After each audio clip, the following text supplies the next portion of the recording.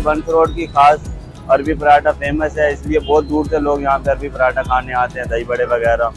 और आज बारिश थी तो बहुत दूर से लोग आए थे, कोई कहाँ से बता रहा था, कोई कहाँ से। और जैसे बारिश होती है तो हम ये ज़्यादा पसंद करती है, वैसे भी पसंद करती है। चिकन अरबी पराठा होता है, चिकन चीज़ होती है, आलू चीज़ स्पेशल पराठा, कीमा चीज़। 2-3 दिन से अच्छा कुछ बाहर मौसम है, जैसे बारिश हुई तो हम और पसंद करती है, तो हम उनकी डिमांड पे और अच्छी चीज़ें बनाते हैं। चिकन चाइनीज़ कचौरी हो गए, चिकन समोसे हो गए। मुझे यहाँ पे 8-10 साल हो गए काम करते हुए, ये बहुत पुरानी शॉप है।